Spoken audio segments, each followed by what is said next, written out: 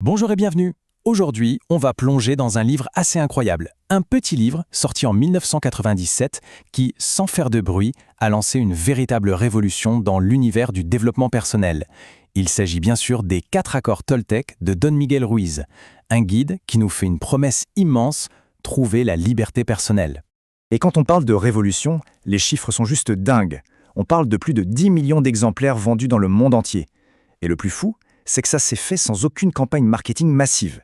Le livre a été traduit dans des dizaines de langues, touchant des millions et des millions de gens.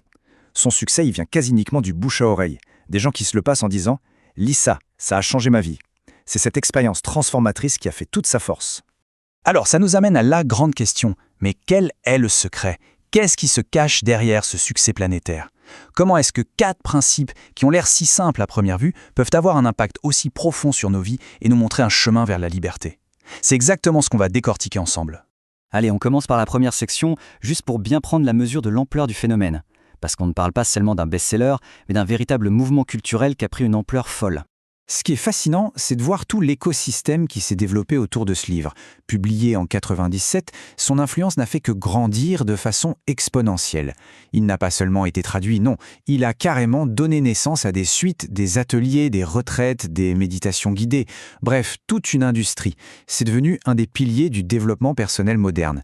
Et tout ça, encore une fois, c'est grâce à la puissance du bouche à oreille, à l'authenticité des témoignages de lecteurs qui parlent d'une vraie transformation, d'une nouvelle manière de voir les choses. Bon, maintenant qu'on a posé le décor, on va aller au cœur du problème identifié par le livre. Avant de nous donner la solution, Don Miguel Ruiz dresse un constat assez puissant sur notre condition. Il l'a décrit comme une sorte de prison mentale, une prison de croyances.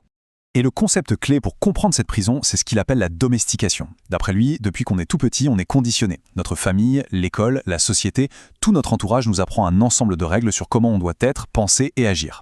Et ce processus, il se fait par un système de récompense quand on se comporte bien et de punition quand on se comporte mal. C'est comme ça qu'on finit par intégrer des accords, des croyances sur ce qui est juste ou faux, sans même les avoir choisis. Alors voilà comment cette prison se construit, étape par étape. D'abord, on apprend les règles de la tribu, ce que Ruiz nomme le rêve de la planète. Ensuite, on les accepte, la plupart du temps sans jamais les remettre en question. Mais l'étape cruciale, c'est l'internalisation. C'est là que ces règles extérieures deviennent notre propre juge intérieur, notre rêve personnel. C'est une histoire qu'on se raconte en boucle sur qui on est et sur le monde, et on finit par y croire dur comme fer. La conséquence de tout ça, on passe une grande partie de notre vie à avoir peur d'être jugé, à se sentir coupable de ne pas être assez bien, et à limiter nous-mêmes notre propre potentiel. Heureusement, après avoir posé ce diagnostic un peu sombre, le livre nous propose un remède. Et ce sont ces fameux 4 accords. Voyons comment ils sont présentés comme les 4 clés pour déverrouiller cette prison et enfin retrouver notre liberté. Le tout premier accord, et c'est peut-être le plus important de tous, concerne le pouvoir de nos mots. Que votre parole soit impeccable. Et ça va bien plus loin que de juste dire la vérité. Avoir une parole impeccable, ça veut dire utiliser les mots de façon consciente et constructive. Nos mots ont un pouvoir de création immense. Ils peuvent soigner ou blesser, libérer ou enfermer. Cet accord, c'est une invitation à être vigilant en permanence. Se demander, est-ce que mes mots servent à juger, à critiquer, à me plaindre? Ou est-ce qu'ils servent à inspirer, à créer du lien, à apporter du positif? C'est un engagement à utiliser ce pouvoir magique de façon responsable parce que nos paroles façonnent notre réalité et celle des gens autour de nous. Le deuxième accord, celui-là, c'est une véritable clé pour la paix intérieure. Le principe est simple, ne rien prendre personnellement. C'est comme se créer une immunité contre les opinions et les actions des autres. Le point essentiel ici, c'est de réaliser que quand quelqu'un nous critique ou nous juge, en réalité, cette personne parle d'elle-même. Elle projette ses propres peurs, ses propres croyances, son propre rêve. Ça n'a rien à voir avec notre valeur réelle. Quand on intègre ça, on se libère d'une souffrance énorme, celle qui vient du besoin d'être validé par les autres. Ça ne veut pas dire devenir indifférent, mais simplement ne plus laisser le regard extérieur définir qui on est. C'est une source de tranquillité incroyable. On passe au troisième accord qui s'attaque à une de nos plus grandes sources de conflits et de malentendus. Notre tendance quasi maladive à faire des suppositions. On passe notre temps à essayer de deviner ce que les autres pensent, à interpréter leurs intentions, à se faire des films complets dans notre tête. Et le pire, c'est qu'on finit par réagir à ces films comme s'ils étaient la réalité. Cet accord nous offre un antidote simple, mais super puissant. Chercher la clarté. Au lieu de supposer, posons des questions. Ayons le courage de communiquer clairement. Et ça marche aussi pour nous-mêmes, pour toutes les suppositions limitantes qu'on fait sur nos propres capacités. Et on termine avec le 4e et dernier accord. C'est un peu celui qui vient ancrer les 3 autres dans le réel, dans l'action, tout en ajoutant une dose absolument essentielle d'autocompassion. Cet accord est tellement libérateur. Il nous débarrasse du poids écrasant de la perfection. Faire de son mieux, ça ne veut pas dire être parfait. Ça veut dire reconnaître que notre énergie, nos capacités, elles fluctuent. Le mieux qu'on peut faire un jour où on est en pleine forme n'est pas le même que celui d'un jour de fatigue ou de tristesse. L'important, c'est l'intention et l'effort. Et quand on sait qu'on a fait de son mieux, il n'y a plus de place pour le jugement sur soi ou pour la culpabilité. C'est un principe qui nous encourage à persévérer, mais sans jamais s'auto-flageller. Maintenant qu'on a fait le tour des 4 accords, c'est super intéressant de se demander d'où vient cette sagesse. Qui est l'homme derrière ce livre et quelle est la véritable origine de cet enseignement qui a touché tant de monde? Le parcours de l'auteur, c'est une histoire en soi, c'est assez incroyable. Don Miguel Ruiz n'a pas du tout commencé comme un maître spirituel. Né au Mexique dans une lignée de guérisseurs, il a d'abord choisi la voie de la science. Il est devenu chirurgien. Mais, à la fin des années 70, une expérience de mort imminente a tout fait basculer. Cet événement l'a poussé à se reconnecter à la sagesse de ses ancêtres.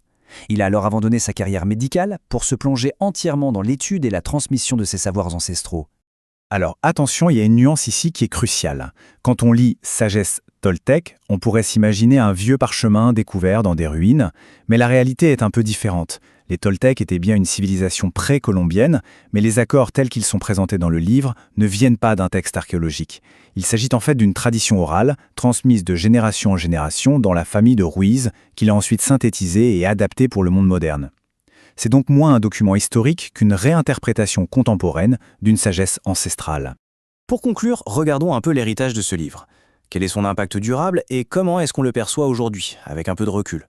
On va essayer d'avoir une perspective bien équilibrée. La réception du livre est assez contrastée. D'un côté, on ne peut absolument pas nier son impact positif. Il offre des outils ultra simples, pratiques, accessibles, qui ont concrètement aidé des millions de personnes. Mais d'un autre côté, il y a des critiques. Certains soulignent que ces idées ne sont pas radicalement nouvelles. On en trouve des échos dans le stoïcisme ou le bouddhisme, par exemple. D'autres questionnent l'appellation Toltec, la trouvant un peu marketing, et certains trouvent le style un peu trop simple. C'est donc important de garder un regard nuancé, de reconnaître son immense utilité pratique, tout en étant conscient de ses limites. En fin de compte, l'héritage le plus puissant des 4 accords, c'est leur mise en pratique. Ces principes ne sont pas restés sur le papier. Ils sont aujourd'hui activement utilisés par des coachs, des thérapeutes, dans des programmes de leadership en entreprise. Ils sont devenus une véritable boîte à outils. Et l'œuvre de Don Miguel Ruiz a continué de s'étendre avec d'autres livres, créant une immense communauté mondiale de gens qui cherchent à appliquer cette philosophie au quotidien. En conclusion, les 4 accords Toltèques proposent une porte d'entrée à la fois simple et profonde vers une meilleure connaissance de soi. Qu'on y voit une sagesse millénaire ou une synthèse moderne, son message principal résonne très fort. La transformation est à notre portée. Et la réflexion finale, c'est peut-être la suivante. Pas besoin de vouloir tout maîtriser d'un coup. Et si finalement, le chemin vers la liberté personnelle commençait tout simplement en choisissant de se concentrer sur un seul de ces accords, juste pour aujourd'hui?